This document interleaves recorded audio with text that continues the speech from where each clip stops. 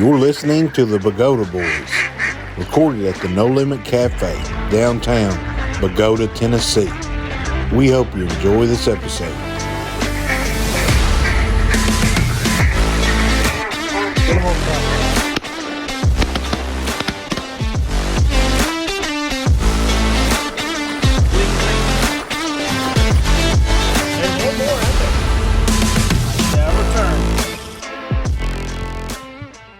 The Bogota Boys Youth Banquet is sponsored by Craig Barron Surveying, West Tennessee Crappie Fishing Guide Service, Chase Petty Outdoors, Pine Bluff Materials, Universal Contractors, Nutrient Ag in Wimberg, Jimmy Moppin, Hidden Hooks Ministries, Pete Kaiser Accounting Services, Mud Lake Planning Company, DeKalb, Asgrow, and Delta Pine, Outer Limit Power Sports, Dr. K's Tin Cans, Mallard Landing Duck Club, Kyle Jackson Scouting, Hurt Seed and Halls, K-Rose Farmers Gin, Jove Cotton, Waterfowl Outfitters of West Tennessee, Tyson Foods in Newbern, Cypress Creek Outdoors, Duck River Bird Taxidermy, Farm Credit Mid-America, Ford Construction, Hilliard Farms in Nauvoo, Window Alexander Realty, Choctaw Transportation, Stapleton Tire in Memphis, Roberts Gibson, Tybee Company, Tennessee Realty, White & Associates Insurance, and our very own Childress Farms. Welcome back to another episode of the Bogota Boys. I'll be your host today, RT Fazell. This is the Bogota Boys recording live in Bogota, Tennessee, the duck hunting capital of existence. That's something. Of existence. Yeah, Tony ain't said that, They ain't so said I had to throw something out Because there. it makes no sense. Well, name another one that exists. I don't know. Because it doesn't. He's got a point. He does have a point. Okay, maybe it makes sense. He's against me regardless. I But thought it was good. we got a couple of special guests here today. First of all, we'll let Wyatt and Wally see if they got anything they want to say before Yeah, we y'all dive see into this? it. Y'all see this? Little Whitey bobblehead's back. They lied to me. They said they smashed it because I wasn't on the last podcast or last three, but turns out they didn't. You know, it's kind of like your manhood that your wife smashed. Oh, yeah. It might show back up You know, one I'm day getting too, that but I back, doubt too. I'm getting that back, A too. rough bunch. No, I'm kidding. Hey, His good wife's luck. What are we in for, Billy? I don't know. I do know where the door is. That's one we blocked you in. I noticed that. Noticed that. No, listen, I'll be serious now. You notice we got a long list of sponsors, and the sponsors sponsor the banquet. They actually don't sponsor the Bogota Boys. So we got 24 listeners, and probably more than that sponsors. We got more sponsors. We could get them to listen also. We would get up to 50. But our goal is 36 for the year, so it's still achievable. Yeah. We picked up one today or two sponsors. More sponsors. We did. We picked Or up listeners. we picked up 4 sponsors and 1 listener. Hey, that's just the way we roll, though, so it's all good. No, but we do need to talk about the youth banquet. It's coming up. Be February 6th, 6th, yeah. probably 6 o'clock. Over at the Bogota Community Center. That's open to general public. It'll be for kids from, I guess, any age up till 16. Yeah. that are going to hunt somewhere in the area. There'll be food and a bunch of giveaways, and you never know what or who's going to be there. So Yeah. The parents are welcome to join them. It's completely free. There is no money charged or taken at this event. That's right. there's going to be a lot of stuff to give away this year. Yeah, everybody will get something. Every kid will get something. What will it be, our 4th year? Third, It'll be a third. Third. First Third year, year. probably 40 kids, and last year I think we had 80 something. Yeah, so My. it's growing, and That is growing. Yeah. And we'd like to thank Pine Bluff Materials big time because they supply the food. And then the nice bags they give out at the Duck Blast that had Bogota Boys on it, that was all supplied by them. yep. They're really good to us. Let's go ahead and mention the Duck Blast, Wally. right.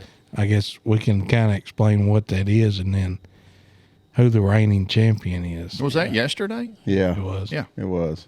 And then we'll get to y'all. Or Wyatt, We're coming. I'm Wyatt, listening. Wyatt participated, so he can kind of talk Yeah. about it Yeah, too. it was actually my first year participating. I guess there was some blinds that maybe were having some water issues, so they kind of bailed out, and they reached out to me and asked if I would do it. And I've kind of always thought about it and wanted to do it, just didn't really know how to get in. So, the Duck Blast, they had a dinner the night before. This is a Kiwanis Club. Yeah, Kiwanis. Watersburg.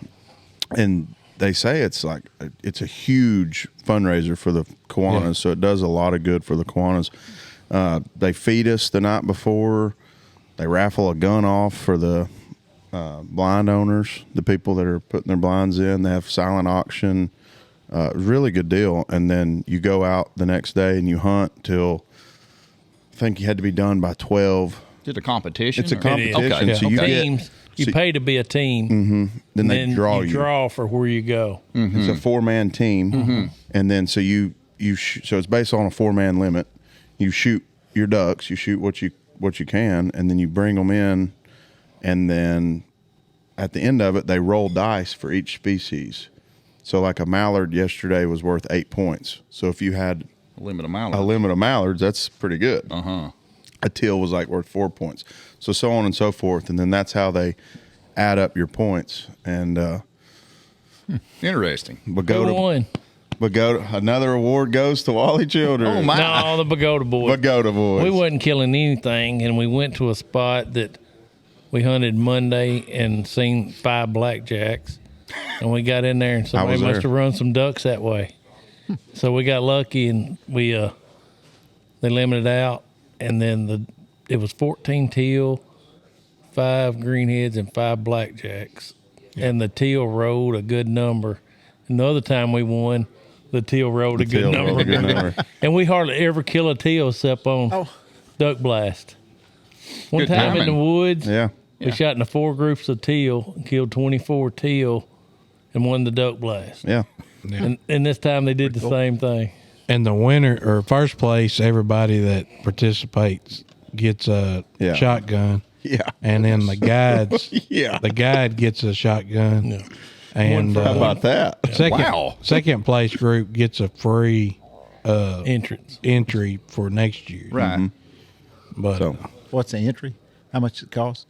I don't know. It started out at 800 for 4 guys. I think they might have raised it. We don't even ask gas. Right. I just curious. Yeah, I mean, but that would be good to know.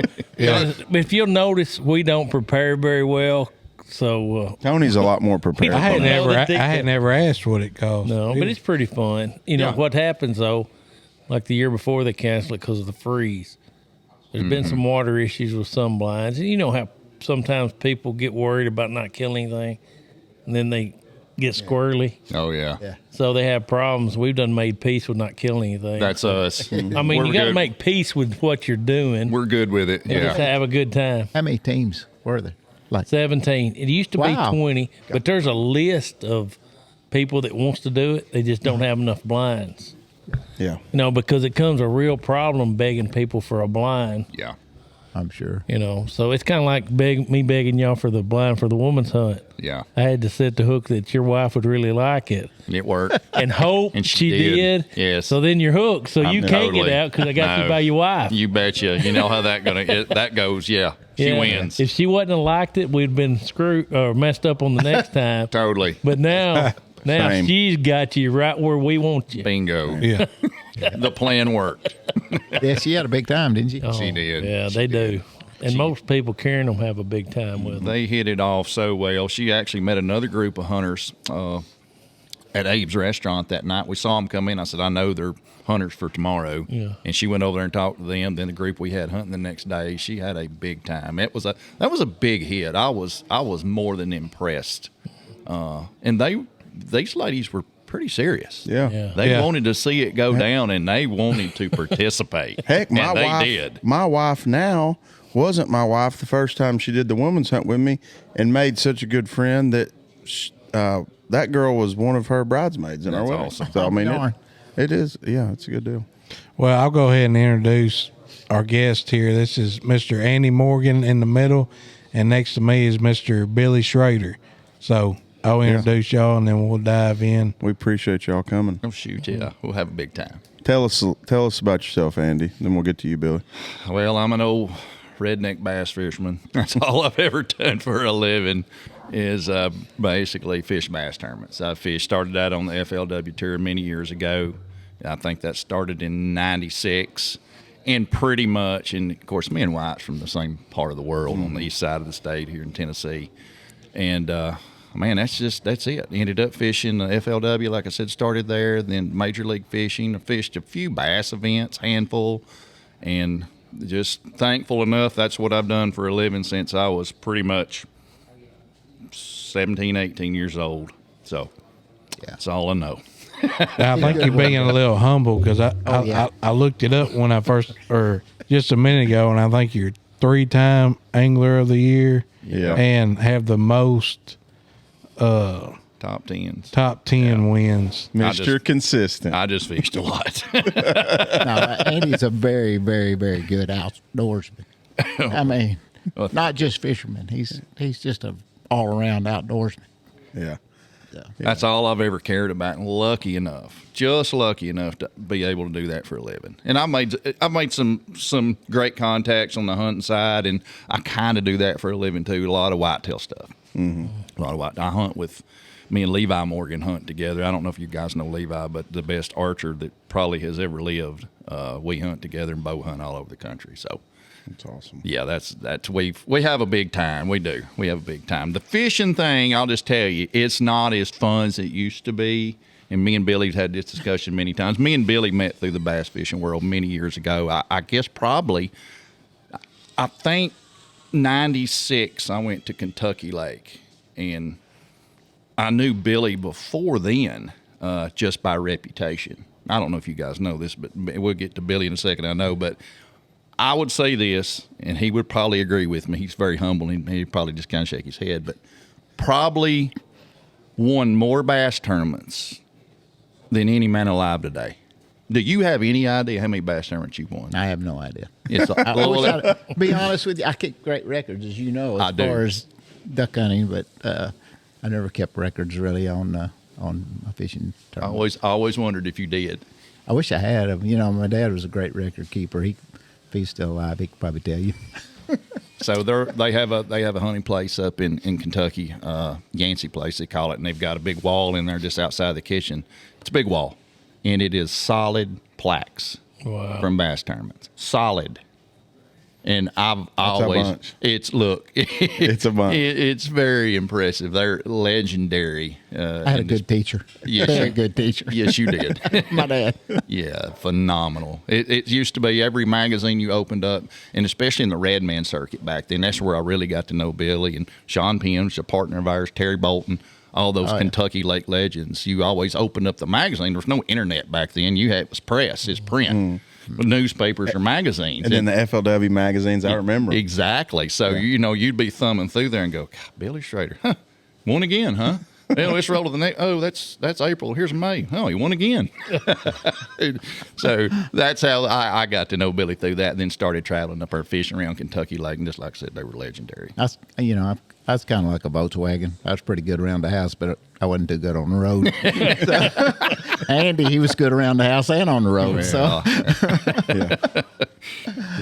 Well, Billy, tell us about yourself. Okay, I'm fortunate. I was very fortunate enough to grow up duck hunting and fishing. My dad was, he worked hard and played hard, and he taught me to work hard, and I related that to fishing and hunting. I worked very hard at fishing and hunting. We had a publishing business. We published books on antiques and collectibles, which funded my hunting and fishing.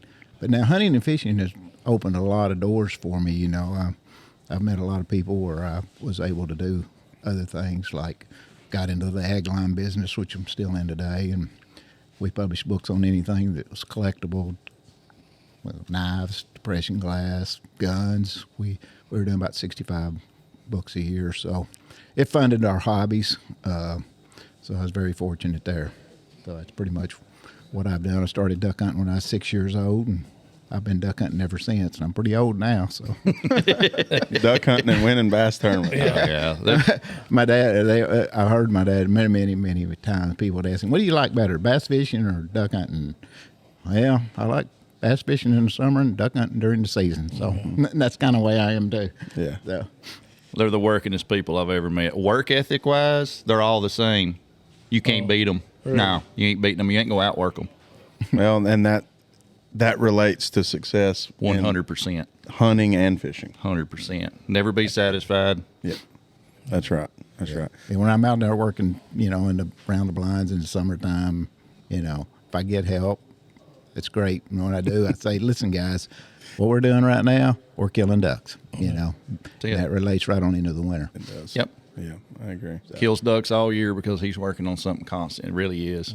We worry about him getting down here in the heat and whatnot, but you ain't gonna stop He him. ain't that old. No, but you know how hot this Delta gets. Yeah, I even get hot, and I live in it constantly. He's the same way. He just you try to talk him out of it, it ain't gonna work. No, because I enjoy as much getting ready for season, and that starts in February for the next season, as I do actually hunting ducks. We're going to call this next part the migration. Tell us about you migrating from Paducah and you migrating from Chattanooga. Let's just, Okay. we might go down the timeline. we might have another episode of something else, but that would be great for us to see how y'all ended up around here. And unfortunately, on the podcast of the Bogota Boys, that's where the feet will come down, and then maybe y'all probably fly off because we miss a lot. No, this is exactly where I wanted to end up at my portion in my life that I wanted. And so, rolling back things, one thing that we did have in East Tennessee was good bass fishing, and early on when I was a kid, pretty decent duck hunting. Wasn't bad. Yeah. And my dad and granddaddy learned right up the street at Reelfoot. They got to hunt. Granddaddy hunted with some of the old timers up there. I think Sharpie Shaw was one of them. Some of that old market blood type guys, So they learned kind of hardcore and were good duck hunters. So as a kid, we had no deer. So in the wintertime, Dad duck hunted, and I hunted since I was a little bitty kid. That's all I thought about was bass fishing and duck hunting. So as I got older, I traveled around bass fishing. Our hunting was declining rapidly in East Tennessee, and I started going to Arkansas in '93. Got an invite to go. Actually met a guy. We owned an electrical supply house. He was wiring up the Walmart in Dayton. You remember the old Walmart? It's the old Walmart. The old Walmart. So he comes in. He's from Harrisburg, Arkansas. Says, "Hey, I got a farm out there. You should come duck hunting. There's a lot of ducks." We got to chit-chatting. I said, "Well, don't threaten me with a good time. I will show up." Well, we did. Me and Jimmy and several of us that were our partners now, mine and Billy's. And we took off out there. And, it was like, oh, my gosh. I've never seen it. Unreal. I've read about it only. No internet back then. So you'd open up mine, read about the rice fields and all these ducks, and I was blown away. So we got over there. We had a really good hunt for 5 or 6 days, and we just started going back every year. Then ended up that farm kind of shifted away, and we ended up leasing. So we started leasing farms out there. Hunted for a few years. Ended up buying a piece of ground out there and a big house, and kind of had us a little camp, little lodge kind of deal. But in the whole time of that, I was learning more. Of course, I wanted to fall back where Dad and Granddaddy hunted here at Reelfoot. So that was always embedded in my mind. This is where I want to get back to Tennessee. And this refuge system down this Mississippi was getting stronger and stronger and stronger, and there was more ducks crossing the river, it seemed like to me. Now, I was on the outside looking in, but I was kind of getting the big picture of things. And I just started looking and keeping my ear to the ground to see if there's anything over here we could lease or buy. And was it 2018? Mm-hmm. A friend of mine called and said, "Hey, there's a piece of ground down here that's it's been for sale for a little while. You might need to come look at it." And I took off. Literally hung the phone up, got in the truck, and drove 5 hours. Me and Jimmy did. And the night before, I called Billy. I said, "Hey, I'm going to go look at a piece of ground tomorrow." And me and Billy had talked. We'd hunted together a handful of times, but we were just very common as far as he liked to hunt the same way we liked to hunt, and we all had a ton of experience, and this was going to be a pretty big purchase for some old rednecks, So, well, I rolled down here, and like I said, coming down here, called Billy and said, "I'm going to go look at this piece. I'll let you know something about it very quickly." And I did. I called him back that afternoon. I said, "You better come down here." He said, "Well, I got a Super Bowl party that I got to be to." I said, "Come in late." you need to come look at this. I said, I think I'm actually on to something right here. He came down, looked at it. We looked at it, watched some ducks fly around. It was right after duck season. The youth season had just happened. Yeah. And we watched and didn't say a whole lot. We just kind of looked around, kind of like, I remember he rolled his window down. He said, I got to go to this Super Bowl party. I got to go. He got in his truck, rolled the window down. He goes, find out what's wrong with it, and drove away. And I mean, it was like almost like it's too good to be true. Yeah. That I'm not really seeing something's wrong. Yeah. And I scratched and sniffed, and I've got good contacts through the fishing. They're all outdoorsmen. And one thing about in the outdoor business, you meet a lot of good people, and everybody has a ton in common. That's I don't right. ever meet anybody that's just terrible. Everybody is pretty solid, and typically they've worked hard and they've made a good living, and they're doing the same things you want to do. And I just started, like I said, just digging, and I couldn't find anything wrong with it. And 2018, we landed back in West Tennessee. There you go. That's awesome. Okay, so now my turn. That's awesome. All right, so when I started, like I said, hunting at Brushy Pond, which is in the Barlow Bottoms, western Kentucky, along the Ohio River. And my dad actually purchased a Oxbow Lake in 1957, as the year I was born. And it was phenomenal duck hunting, of course. And actually, there was this. I just want to throw this in there because this is how times and things have changed. There was 12 of them that bought 108 acres. They gave $6,000 for it, not a piece, Yeah. total, and they financed it. Times have changed. So anyway, in 1973, that was 57. 73, my dad was able to buy out everybody, and we've owned it since 73 alone. And it was really a phenomenal duck hunting place. And Ballard County was a goose hunting area. I mean, big Canada geese. We owned the Yancey place. We bought it in '86, and we were killing a lot of Canada geese. Well, 2001's the last time the Canada goose come to Western Kentucky. We had no idea that was going to happen, and it shocked all of us. So then what happened in Ballard County at that time, everybody started, that whole area had gotten subdivided because of the Canada goose, and you could kill Canada geese in fields and all around that Ballard Refuge. And so when the geese left, everybody turned to duck hunting. And duck hunting, a lot of flooded corn and pressure. I mean, the pressure in that, there was a duck blind probably every 200 yards from one end of Ballard County to the other. And the ducks actually got to where they would not fly in the daylight hours unless there was some big weather event. I mean, it was totally pressure driven. So, and I was kind of looking when Andy called and said, we need to look at this place.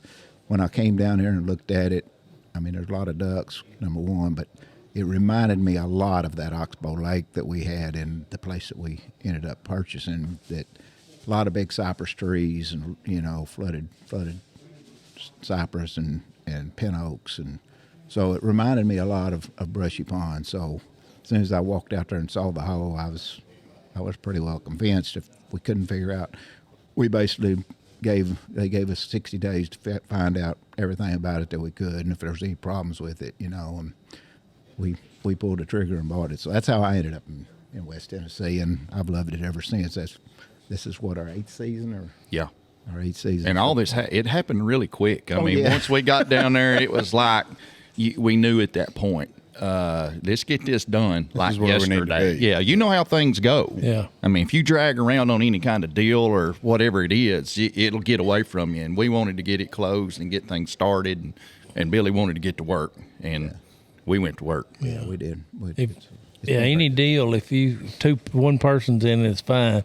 When the second one gets in it, something's happening. Mm-hmm. That's everyone it is. Yeah. If you hesitate, you're done. You're done. Somebody will running right in front of you somewhere and get something tripped up. That's on anything. If you're looking at a vehicle and somebody else starts looking at it, it's going to get sold because Yes. one of you's going to buy it before the other one quickly. Yeah. So y'all cross pass, and then y'all hit a stop sign at, what do y'all call? We call that Lucky Seb. Y'all call that something else. It's a 360. The 360, but that's based on acres. It is. It's 362 acres. So we just ended up calling it the 360. Yeah. Which Andy makes came sense. up with the name, and I bought in pretty quick because, I mean, you think about it, it's 362 acres. That was close, and ducks circle 360. I think it's kind of cool. Yeah, I think it is. I think it's cool. I thought, yeah, that's cool. The So- 360. I hate to take actually Big John is actually the Don't one. say that. I hate Big John to. doesn't have nothing to I do with should it. have never said that. He's going to listen to this and he's going to get the big head. Oh, Yeah. Yeah. So it ended up to 360. That's pretty So cool. where did Lucky 7 come? I don't know. That's just 'Cause what I've I heard heard. that The too. Lucky I've 7 heard that boys too, bought but- it. Everybody around here, that's what they called it. That's what our neighbor Bill Hendren called it, and that's what That's everybody probably why. down in that part of the world called it. Previous, Yeah, historically, previous it was owners, Lucky it was 7. Lucky 7. Got it. Okay. Because That the makes house sense. that came with it, there's a big map on the wall in there, and it says it right above there on the title, Lucky 7. Okay, that's why they give Okay. it the old name. Yeah, and there was a place where they hung deer that it actually at the entrance to it. It was not developed, but they did have a place they hung deer, and I think that the previous owner was really a deer hunter more than a duck hunter. Totally. Yeah, I agree. Well, that makes sense. Well, I think it's cool now that I'm sitting next to you because for the listeners that don't know, I've known Andy since I was probably the size of this bobblehead. That's true. I mean, back in when he was fishing the FLW tour, I remember you had a Duracell Raptor Ranger. I mean, that's a long time ago. That was 07. Yeah, 07. Yep. Putting on fishing seminars, and I'm just like eating it up because I'm ate up with fishing at the time. Well, that was our part of the world where we're from. Yeah, I mean, it's a big Lake fishing Chickamauga community. is like you fished. It's Holy Grail. Yeah. I mean, duck hunting. Yeah, you could pull up in a Chester Frost slough sometimes and shoot some ducks in the back, or find them in a slough somewhere on the river. Yeah. and do good. But fishing was it, and so I was ate up with fishing. Andy was like the hometown hero when it come to fishing. Now, he's a national hero. I mean, but all of us kids looked up to Andy, and then, as I get older, I hear, I hadn't seen you in years and years and years. Watch you on TV fishing. It's like, yeah, there's Andy. Yeah, congratulate. I'm so happy for you and what you've done. And then I hear, okay, well, Andy's duck hunting in West Tennessee. I'm out here now, and then finally, a week ago or two, Yeah. our paths crossed again. Yeah. It's like, man, Yeah. this is kind of full circle moment. It was really nice. Such So, a small world, man. Oh, it is. Absolutely. are you still fishing on on So MLF? Or? no, I actually declined the invitation to fish back on the Bass Pro Tour this past season. I'm fishing now the NPFL, which is the National Professional Fishing League. Mm-hmm. So, and the reason for that, I didn't like the format that the Bass Pro fished under. It was totally against any strength that I had in competition, and I'm getting older, and things I don't like, I don't do anymore. As you get a little older, you separate yourself from things you don't want to do, and a lot of that too. And some of it is based on the forward-facing sonar stuff, which I have an ethic problem with that somewhat, and I just don't want to. I don't want to deal with that. And you don't have to. And I That's don't the good have thing to about if it. you don't want Correct. to. It's 100%. just me looking at, like, I fished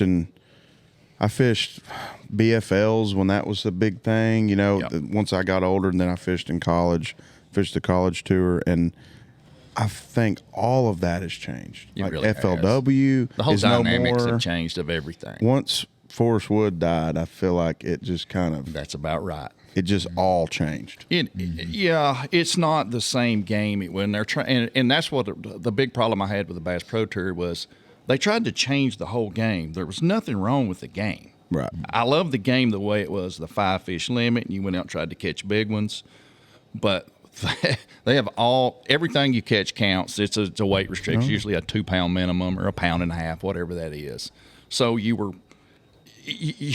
were driven to catch as many as you could, as long as they were just keeper size. Yeah, go find a school of dinks. Exactly. It's exactly. I was just being nice. Now, you know what I mean? But no, that's exactly the fact. And I was getting beat. I was catching good stringers of fish. And by the end of the day, you're like, I'm pretty proud of what I caught. I caught some pretty nice ones, And you get absolutely throttled by a guy with 8-pound line. You know what I mean? I'm like, this it sucks. And 100-pound and a half bass. 100-pound and a half bass, and you get absolutely annihilated. And I'm like, man, life's too short. I want to catch big stuff. Yeah. I want to shoot big deer if I can, and I'm done with that. And shoot some duck. And shoot a handful of ducks, That's man. Right. That's right. Well, I guess I don't blame you. No, I don't blame you. Yeah. The thing that actually made him move, though, they start next week, and MPLF doesn't start until March 15th. Listen to Wally now. Wally knows it's In true. the blind the other day. I wasn't going to mention it, but I was thinking it.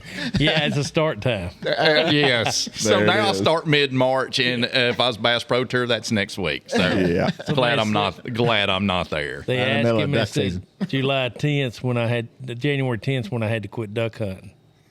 That's why I moved. It's the ethics of not getting a duck hunt. That in the is long run. so true. You know, bass fishing, you mentioned this the other day. Bass fishing is about like the same thing I do. It is just We like farming. do what we do for a living to do what we do in the winter. Same thing. 100%. And it's Yeah. weather driven. Yes.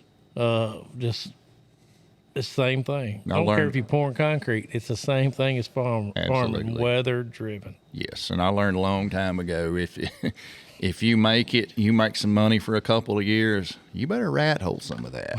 I learned that long ago when I was a young man. It's because you got to save some when it's a drought, when you get too much rain, when you can't plant. You know what I mean? You got to. It's a business, just like farming. So all of my fishing stuff is a total business, which does rob some of the joy out of it. And that's kind of where I had gotten with the technology and the limit that I was facing in the Bass Pro Tour. It took some of the joy away, and I'm putting some of the joy back in it. Yeah. There you know, Ronnie talked about that. Ronnie Caps is Yes. our local legend Oh, yeah, fisherman. I know Mr. Ronnie. And he said they caught him when technology come along. He said he went and fished 27 days in a row with it, learn it. But he said, I don't love it no more. That's right. So he said, that's why he said, I am not saying I won't go fish a tournament, but he says, I don't have to. And I don't like it. Like, I still like to fish, and he still uses the new stuff. Yes. But he don't said wanna it compete with leveled it. the playing field immensely. Yeah. It's playing video games, basically what it is. Yeah. It's a new way to get people involved that, who don't have the time to do everything. And people are good at it. They're really good at it. Absolutely, they're good. And it's the young kids. Oh, they're phenomenal They're at it. getting- And I won't take anything away from them because a lot of these young guys, and Billy knows a lot of them too, they're really good fishermen They with that game. And they even come up, hell, they've tried to teach us all. Yeah, they really have. They really have. So, no, you got to do it like this, guys. But so it took, to me, and the term don't make any sense, but it took the woodsmanship out of fishing. Just like deer hunting, things change. If you can fly a thermal drone around, you don't need to know what a white oak looks like. You don't need to know what the edge of a thicket means or a bedding area. If you can just fly a drone around and go, oh, he's over here. Yeah. So here's the wind direction. So I need to hunt over here on this approach, or just give me a day. I know he's going to bed. I'll find him tomorrow. I'll find him and I'll get in front of him. Boys, that ain't me. Ethically, that's wrong. But you grew up old school. Yes. And they grew up new school. So that's what they know. That's what they're good at. Correct. And it's really, we say ethically, and I agree for our ethics. Yes. But for their ethics, It's it's not against the rules. Well, the drone is right now. But Right. I'm just saying from what they grew up with, the computers and all that instant stuff, Yeah. it's probably what is getting them makes them play the game. Exactly. Because it's to so me anymore, fast-paced, and they don't have to have time. And it's at that point, though, and I made this point, I said, so you can't use forward-facing sonar in the NPFL, which I'm fishing. It's two different games now. You need to have a game with it, and you need to have one without it if you want to harvest all the inputs that's being put into fishing. If you want to harvest for the economy of fishing, if you want to harvest it all, you have to have two separate leagues. Yeah. That's the only way to gather it all up. And a lot of the local stuff's going away from it, right? I mean, I'm hearing. I tell you what's went away from is participation. Our tournaments around Kentucky Lake, all around Chickamauga, participation is in the tank. and nobody really wanted to say that for a long time. Now I've been really open about it. It's technology that's driven it down. Because, I mean, you're thinking if you want to rig out right, and Mr. Ronnie will tell you too, if you want to rig out right, it's like buying another big engine. Yeah. It's like you need to put, God, Billy, what, 10,000+ in your electronics at a minimum? I'd say Minimum. plus. Probably 20, Yeah. to be totally honest. And these guys, if the more stuff they have on there and the more technical that they can get, these kids that are really good at it, they'll catch every one of them. Every one of them. Look at crappie fishing. Yeah. You don't throw those back. Well, now they're telling me, like, the boy, this friend of us, Josh, he's a professional crappie guy. Yes. They're throwing the big ones back Oh, yes. because they see it. And Ronnie even says, That's now we smart. know what's out there. We know there's a bunch of 9.5 inch fish, and they're coming. But we're letting the big boys go back. That's smart. Because they were targeted first few years, and that's what happens with everything. I mean, y'all give back to duck hunting as much as you take from Yes. it. Plus, people don't realize that you're gonna kill them all. We ain't gonna kill them all because when we was in the blind the other day, they went over us constantly. Hey, Yeah. it ain't just y'all. We seeing more ducks than we've ever seen because we're where they're at.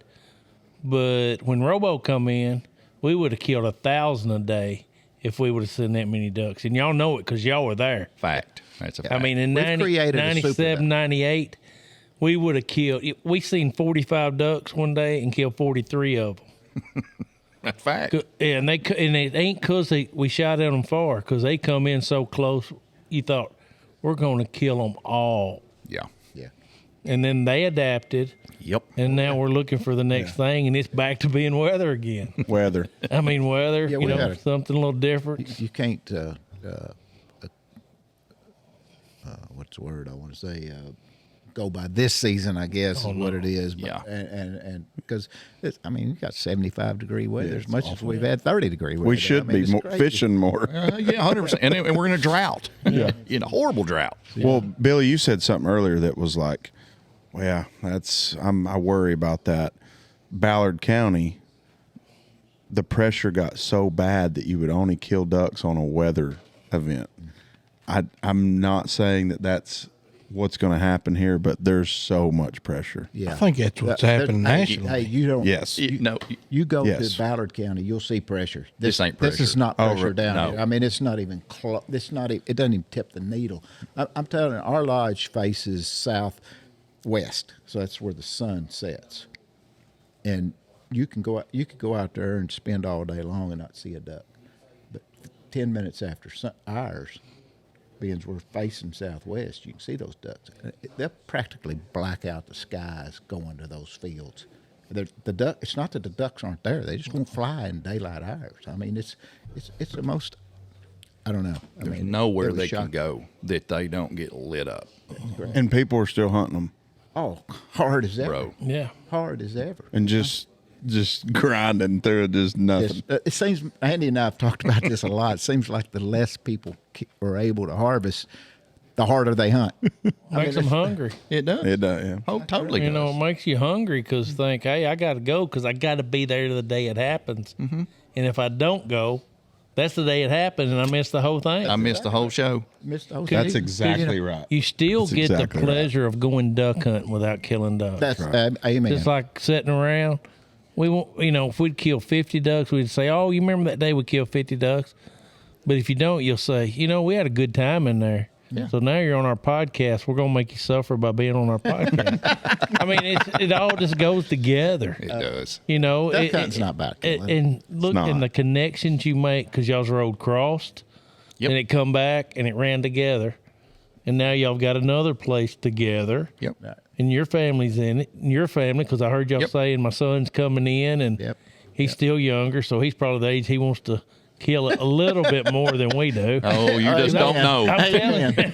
I'm telling you, I get to where after I shoot a couple box shells, I'm thinking, I'm really tired of shooting. Yes. And Is that back in when- a season or is that a day? that's in the season. Okay, I thought so. No, but you know what I'm saying. Totally. It changes, and I But used to want to. I was talking coming up here with Andy. We went out and had I've had several days in a row now that we've killed somewhere 4 or 5 of us been hunting. We killed 20 to 25 ducks every day and they've all been right in our face. And, you know, I used to want to kill 50 or 60, you know, but I'm perfectly. We had a great hunt today. We had one yesterday. I mean, it's just, you know, it's not about just smoking them. I like to get them about here, that freezer right over there, you know. That's the challenge. And we passed how many this morning? We passed that were 20, that were 30, 35. You know? We could have shot a limit. There was, 5 of us this morning. We didn't shoot the limit, and we could have shot the limit, but we want to shoot them in there close and make the most of it. Well, I don't want to kill every duck that flies by. Neither one of us do. I'm gonna be able to go tomorrow and get one. If you know what I mean? Yeah. So, but I've had a very enjoyable year this year. We've hunted a lot less people because we do have 2 places, and we can split up and hunt 4. And Andy will go with me one day. I'll go with him. You know, we'll take a group, you know, and hunt 4 or 5, 6, probably about as many as we hunted all year. Yeah, it is. Like, you know, so then we haven't put the pressure on the ducks that we normally put on them either, which has helped. In one spot. Exactly. Do y'all remember probably 3 weeks ago, y'all were in here eating one morning, and I come in and I said, they're going to fly this afternoon. I do. Y'all be ready. Yes, I remember. Did they fly? We ain't hunted. I think we went one afternoon and sat around, but we ain't hunted any afternoons. Y'all didn't go back. No, we didn't even. But it was cold, and I'm sure they did. Yeah. But They did for us. I figured they They're did. in the woods. They're in the woods, so it's completely different than where we are too. Yeah. They. So the style of hunting y'all hunt is more like a real foot style. Yeah, and Billy named it. Well, I think Joel's name. It's hunting a rig. Yeah, we call it a rig. Yeah, it's a big blind net system. Have a big net system, a lot of decoys on it, a lot of movement, stuff like that. It's but a rig. It's a rig. We get it. It's a rig. It ain't no doubt about it. I've seen them. We set it up. We try to set it up prior to the season. You got to go out there and work on stuff. Don't get me wrong, but we like to walk in the blind, turn the coffee on, turn the switches on, and start duck hunting. You know, that's we're gonna have to get you to show us how to set up the net. We've got a timber hole, but our problem is when our water gets deep and our ducks get there, our decoys give us a fit. I'm talking about a fit. When you can't wade. I And learned we that. can never wade during that There's time. logs floating through it. Yeah, That's I always a never. problem. I use the float rope to keep the logs out of it. I learned all this from Greg Jones, number one. He helped me a whole lot. It's all he's ever done his whole life. He's my age, but he works for Grassy Farms, which is 3,500 acres of. They got 29 miles of roads and levees. So, I mean, and it's in a floodplain. So all the blinds are on a cable system where they go up and down. All the decoys are on a net where water comes up. All my neighbors, everybody around, or his do, are fighting decoys, trying to chase them out where the currents pushed them. We're duck hunting. Yeah. That net just goes up and down with Yeah, it. It's I savvy. noticed that. It's savvy, very savvy. Everything down there. You hunt the big river in the floodplain. Is you have to have savvy stuff. Yeah. And it's not free of maintenance. No. No, mean, but it- the net system, it is better than the other. Yeah. Oh, absolutely. So how many decoys do you put on it? I had close to 1,500 on that one at Brushy. Seriously. Oh yeah, it's a show, bro. It was a show. I'd say y'all got, 500 About over 500 that? up here. Yeah. That first time I That's hunted awesome. with you at the 360, now that I'm going to call it that, I bet it was 800 in front of us. It probably was. I call it the micro mini spread now because of what we got. 250. These on it. names- 250, and we think we're cheating ourselves. I was pulled up. I'm like, oh, here we are at the micro. But the ducks are really working it well this year, so I haven't pushed to No, change it. we hadn't messed with anything. The names are great. The names are great. The micro mini spread. Oh yeah, that's what we call it. Where you'll pull up after you come from the patch up here in the woods, and you go down there, and you're like, oh god, wow, yeah, Yeah. What do y'all call the White's Lake one? the patch. The patch, okay. Oh, yeah, it was right on the side. Yeah. of The patch. Patch. We called it a patch of woods, and it just ended up being the patch. And off of Landman. I'm sure y'all watch Landman too. Yeah. No, That's Well, where I Sean forget- came up with that from the landman. I don't hear a lot that goes on in Landman. There's certain parts. I understand. I mean, I'm just like, Yeah. hold on, everybody be quiet. I'm just enjoying whatever's going on. All right, we better move on. Hey, it might not be what y'all think. I know exactly what you're thinking about. Yeah. y'all did quite a bit of work in there this year, right? Oh my gosh, Billy did. I was off chasing, trying to make a living in a failing industry. I said it was a rough Are you year for me. farming now? Again, No, it's he right actually on made a that living. same line. Oh, he actually made money. Hell yeah. Dang it. So no, Billy started on it. We bought the place and closed on it, and he started the day after duck season. Him and Jimmy. Yep. Him and Jimmy did basically. I mean, wasted 0 time. bro. No, we actually love that. closed on February 5th. We actually started on February 4th. So we didn't even own it. So we did have a close. Yeah. So, but no, I probably spent my wife could probably tell you, but I probably spent 100 days down here this year, so, prior to the season. So but I enjoyed every minute of it. Yeah. I'm going to kid you. The common denominators is our wives don't get on us. 100%. I can tell you wives don't get on you. No. Because you're happy all the time. Absolutely. And you don't worry about it. Hey, my wife, one time, and we've been married, oh, God, now I'm going to get in trouble. 28 years. Yeah. I got you by a long way on that. I've been 29 married years. 47. I've been married a long time, and she got on me one time for duck hunting, and we wasn't killing nothing, and I didn't do what she asked me that morning for a while. Only time I've ever had 1 second's trouble over me going hunting. I think mine needs to listen to this episode. No, mine does not. She asked me when I get, how'd you do? She wants to know. Yeah. My- Very fortunate. Yes. I absolutely. get up, Same here. and I don't not try to wake my wife up. I just do my own thing. Right. I That's go to good. the bathroom, I kiss her, and I say bye. She says, I hope you kill him. I leave. I do that. Sometimes I come back in there and go back through there again. It don't bother her, you know. She says, well, I hope y'all kill a bunch tomorrow. I said, we ain't going to. You know. But she said, I hope you do. It's 75 out. You No know, wind. She's positive, but I mean, she does. She says the same thing almost to me every day. That's awesome. And then when duck season's over, she says, Thank God. duck season's over? Ain't you going hunting again?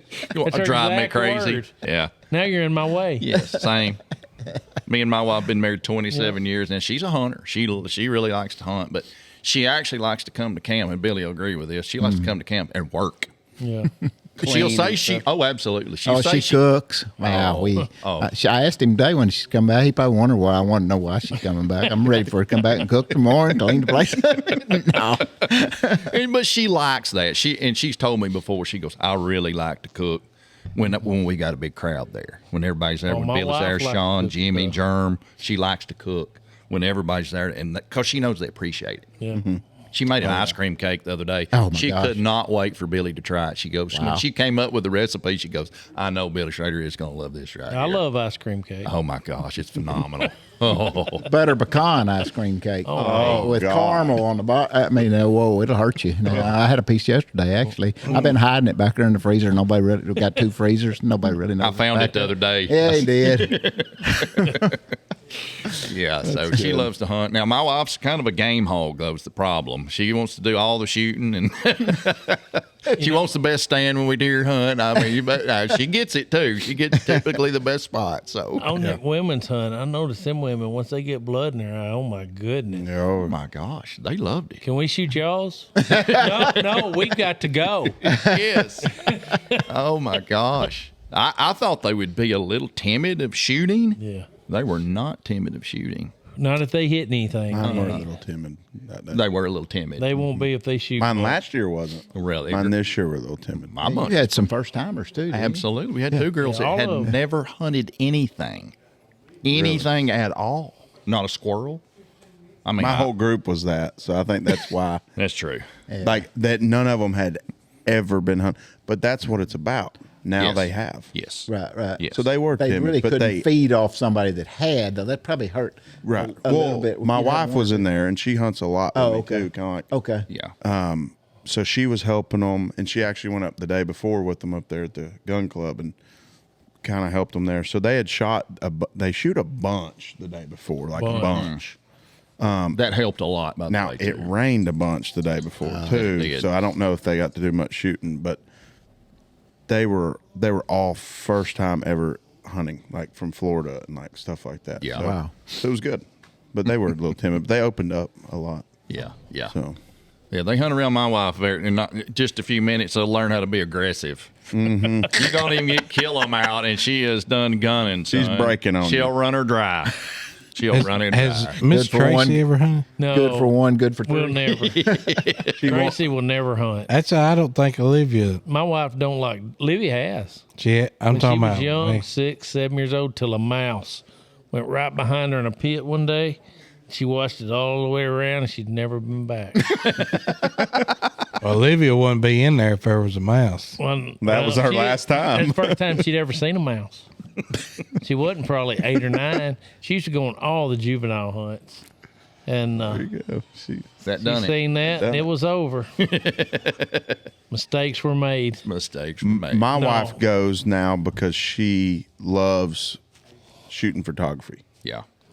Big camp. So she's pretty much the whole time she's down by my dog ramp taking pictures and videos. So that's what she'll come in and shoot a bunch too, but You'll that's what she appreciate likes. that as you get older. Yes. I love her some of her content she's getting. If she could ever get this hee-haw thing out, we'd really love her. But anyway, that's another story. But yeah, I love her duck hunting content. That's She's awesome. starting to gather up. We do take for granted a lot of times the stuff that we all see on a daily, a weekly, a season basis. What your eyes see, you do take for granted sometimes, and it's you feel bad about any little thing you forget that you know what I mean, because you do forget things, and all of a sudden something will jog your memory. Like, God, how did I forget? Dude, that was beautiful. Yeah. Just those ducks cutting around the corner, or sailing from a mile high. You're like, oh my gosh, that sun's hitting them. You're like, oh my God. Yeah, you get mesmerized. Yes, Yeah. and it's etched in your memory. Something will jog it, and you go, "Oh yeah, I remember that bunch." Yeah. You know, Yeah, there's a certain bird I hear make a noise, and if I hear that first thing in the morning, jogs your memory. I know it's not going to be good. And I've heard it multiple times lately. I just don't mention it because I don't want nobody else to start thinking about it. Is it no, a mosquito? yeah. No, it ain't a mosquito. It's a certain bird, and I won't mention it because I think it's going to be in their minds every time they hear this bird. Wood But hen. I hear it, and I think, oh no, not one of those days. So you're not joking. No, I'm totally serious. You hear him unload his gun 3 minutes after. Because I don't want nobody to know what I'm thinking. Now we're all going to be listening for this bird. wood hen or whatever it is. Yeah. So thanks, Wally. Yeah, that jogs my memory. But this year I've noticed ducks when you shoot at them, if you don't hit them or hit them hard, they're diving. I've noticed it happen 3 or 4 times on mallards that I hadn't Dipping noticed. like a dove. They're a nervous wreck. Every oh, duck is scared to death. Yes. Yes. Yeah, they're not hungry. They don't have to, They're not. They don't have to hustle right now to get anything to eat, you know, and it just makes a total different duck that's out there flying around until they get cold and hungry. You know, used to we'd say that it's not below 32 degrees if they ain't gonna act right. We used to say that back in the 80s and 90s It's true. before Robo. I mean, Right. we really said it before. Oh Robo. yeah. Well, It's, But just like the people in Ballard County, we're still going to go. oh, absolutely. Yeah. Even if we know it's going to be bad. Yeah. We're just as guilty as anybody. we're Worse still against going- them. we're still going. No, you know, you Paul- go Because duck it could happen. Could part of Ballard County's problem be they've got so many acres together now, and they've got so many fields that they're not hunting? You know, There's not very many. They're not. they're hunting. not hunting every day the whole field like the guy that had 27 blinds, 27 Now, miles that's of road. How many that's- places are hunting? That's an exception to the Ballard County. That, Oh, that is an exception. Okay. by far. I mean, most of these farms are broke down into 50 to 100 acres. Oh, okay. There were and goose then- farms. Yes, and then you've got maybe 2 or 3 owners for each of those 50 to 100 acres, and they might have 3 blinds on them. So the ducks really don't have any place to go in the daytime and really rest, other than the refuge. And the refuge, they've had some water issues because it's on the Mississippi River. They have had some the water past few issues, years. but they do have enough adequate water to hold the ducks at night. At night. During the daytime, and then at night they go out and feed. You know, but when my dad taught me a long time ago, you know, duck hunting is about remembering the good days and forgetting the bad. That's right. That's so true. That's duck hunting. Kind of like farming. That's so true. Yeah. Fishing. Yeah. I mean, it's the same way. Yeah. Yeah. Yeah. But you do. I mean, when this season's over, right now you can look back at last season. All you're thinking about is all the really good days you had. Or we killed 25 this day or whatever, and the day that you killed 2, I don't remember that day. No. Other than I try to remember them while they're happening. I mean, I try to forget them while they're happening. Those bad ones. Well, let that bird get I'm you. in bed right now.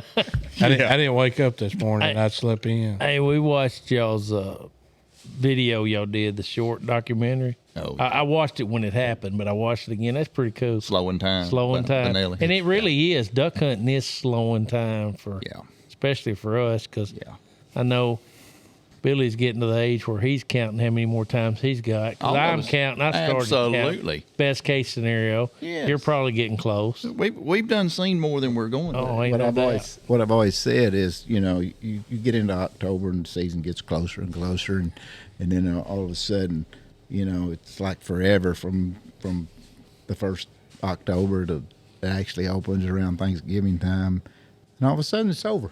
When it starts, it's over. I said it today. I think That's it what he gets says quicker every year. and quicker Yeah. every year. Yeah, well, the older you get, the quicker it ends. I tell you, it opens is like we always joke about this. Exactly what he just said. As it opens, it's over. Yeah. It's over. It's a blink of an eye. You're like, oh my! And then God. you got 300 days. It drives me to that get up feels and like go forever. because I'm thinking, hey, if I miss this, I'm missing this percent of the best chance I would have if I make it so long. You only get so many Yeah, sunrises. you do. And it might be the last one today, but I've had a lot of good ones. You I've daggum Kind of right. like I have no regrets. kind of like religion, I'm ready to go, but I'm not really wanting to get on the bus, but I'm happy to go. Yeah. Yeah, it's kind of like that song. There ain't no regrets. Yeah, it's kind of like that song. Everybody's ready to go to heaven, but they're not ready to go today. Yeah, I don't want to start it and drive it, but Right. if I did, I wouldn't be sad. Y'all gonna make me sad over here. That's what you think about It's when you life. get older. You enjoy Life. the hunt more. Yes. You enjoy the life more. I mean, we laugh about the bad times, and we're not trying to not cry because we don't cry. Don't but cry on me, No, boy. but we're not trying not to cry, but we just laugh because even the bad times make you feel good somewhere or another. Absolutely. Absolutely. I always tell people farming, I said, the good times scare me to death. Yeah. The bad times just makes everybody work. Yeah. And I'm sure bass fishing. 100%. The good times scare you because you're sitting there, I'm going to screw up this. I'm going to do something, screw this up. I'm going to, somebody's going to do something that's going to make me screw this up. Where the pressure builds is during a good time. Yeah. No question. Yeah. No question. Well, this is, we've had a good podcast. I mean, There's I been think some we business have. rolling here and eat Yeah. lunch. You started with 24 viewers. You probably got 20 now. Yeah. Hey, we intentionally try to drive it down. Oh, you don't want to get we there. don't want to get over that 36. There you go. I mean, success is one thing, but like when you become really good at something, then all of a sudden everybody's after you. Yeah. As long as we're here, people are good to get on here because ain't nobody else after them. Keep the pressure low.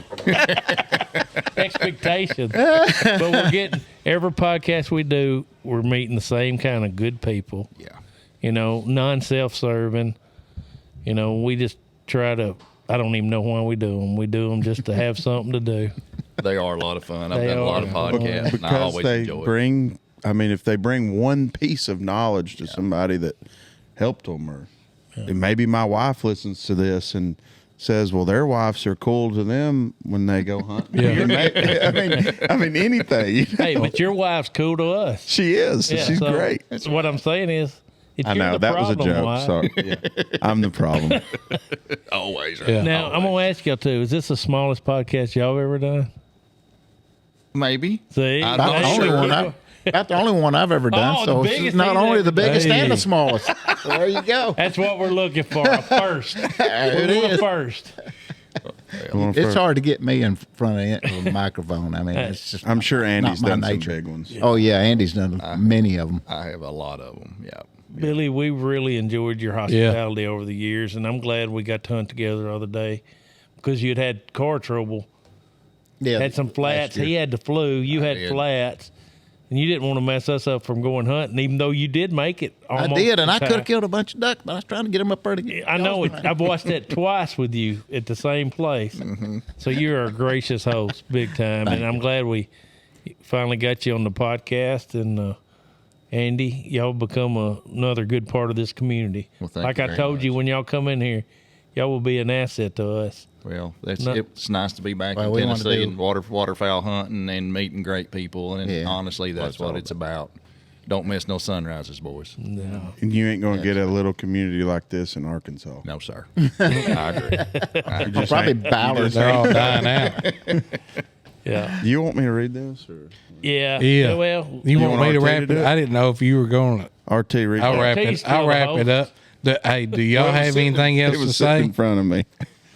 Y'all too? No, just again, I've only known you for a couple days now, Billy, but it's been I know our paths have crossed somewhere. And I don't somewhere, know I'm where, sure. But it's been a pleasure getting to know you, and I'm look forward to getting to know you better. And Andy, I'm glad our paths recrossed and at the adult age. Absolutely. And so Yeah, you read. Absolutely. I'm not a good reader. yeah, I'm not either. he's from. Well, got I'm that from, Chattanooga I'm from East education. Tennessee. You're from Yeah. O'Brien County, and you're from Bogota. Well, we got y'all. Let Andy read it. We were skipping school killing ducks when y'all were That's over right. there in East. That's We Tennessee. were on Lake Chickamauga catching them. We raised up on the side of a mountain, so Yeah. we ain't, our communities ain't any bigger. Well, it looks like the Quail Forever sent us a little thank you card, so I'm going to read it. To the Bogota Boys podcast, thank you so much for supporting our first annual Quail Forever banquet. Your generosity helped make the event a success and will go a long way in supporting local habitat work and conservation efforts. We're grateful for your partnership and excited to keep building on this momentum together. Thanks again, Fork of Deer River Quail Forever chapter. So that was really nice. Very nice. And they're having a meeting, golly, January the 15th at Trenton at the Ag Complex. Okay. And a meal for people interested in quail habitat, which that habitat benefits everything. Absolutely. And that boy's a good boy, Jacob Taylor. We donated a hunt, and the guy is still going to go, but the hunting's got worse. But he's from here, so we're going to take care of that hunt and probably give him another one next year. God, I'd like to see the quail population Oh, get back. brother. Oh golly, yes. I used to hunt them as a kid. Same. Man, I'm hearing a a lot few of fun. people talk about seeing more quail. We were seeing more till the flood, Yeah. and the flood. That may be the bird. That ain't. No, that ain't I the bird. just- Believe me. I'm Well, not we gonna had tell them in you. Spring City, Ray County area. We did at times, man. I can remember back, like I said, when I was a kid, you could get, well, back the time I started 5 or 6 coveys a day. Dad and them always talked about 15 or 20 coveys. I never saw that. Wished I did. That's twice people that Tony's called Wally during the podcast. That's his phone going off. Tony couldn't be here, so he's trying to get a word in. You ought to answer it and put him on the microphone. Is Hey, it we're treating Tony? him like white. If you don't Yeah. show, you don't get to speak. I think he's calling to tell you he found another river in Dyer County. Yeah, the 7 rivers. The 7 Rivers. Well, do y'all two have anything y'all want to add? Because this is going to be out there for forever. Man, I appreciate you guys having us. It's always, it's nice to get on one of these things and chew the fat and just kind of let it all go. Y'all have a really easy podcast to do. Of course, yeah. No pressure. No pressure, Yeah. man. I really enjoy this. I like chewing the fat. Yeah. Yeah, that's. Yeah. I appreciate y'all letting me come on here. I'm just an old country boy that enjoys, and I know Wally's done a lot for this community. I haven't known him very long, but I've heard a lot of stories about him. You're very fortunate to have him. Yep. Thank you. Absolutely. I'm the face because of the good looks. Other people do all the work. I just state facts. Yeah. Yeah. Well, the world appreciates people like you guys. Oh, thank you. We appreciate it. Yeah. Thank y'all so much. And our listeners, don't forget about the youth banquet coming up February 6th at 6 o'clock at the Bogota Community Center. I'm going to read a little bit from God's Word, and then Wally will give thanks, and The dinner. we'll wrap it up. Okay, we'll say something about the dinner series the 16th.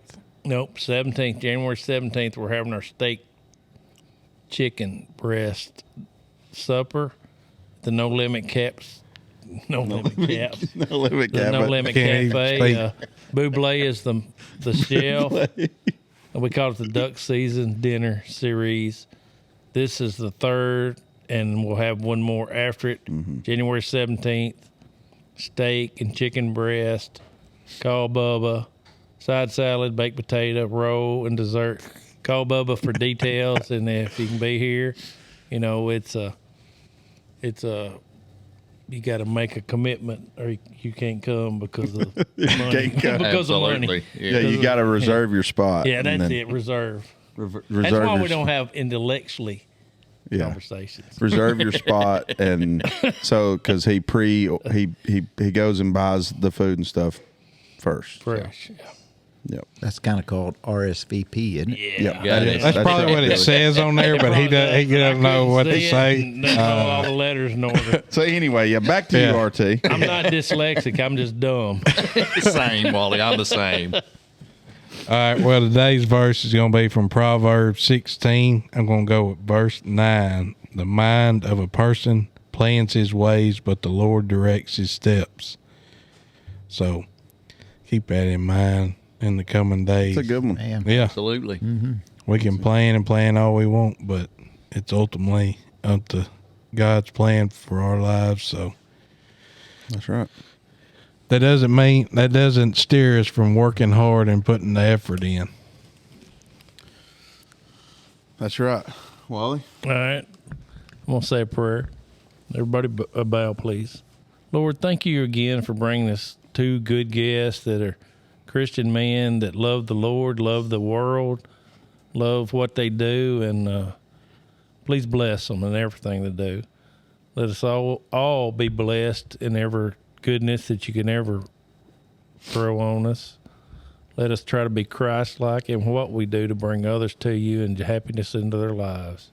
Thank you so much, Lord. In Christ's name we pray. Amen. Amen. Amen. Well, this has Well been the said. Bogota Boys. We appreciate y'all listening and watching, and hope you tune in for the next episode. We out.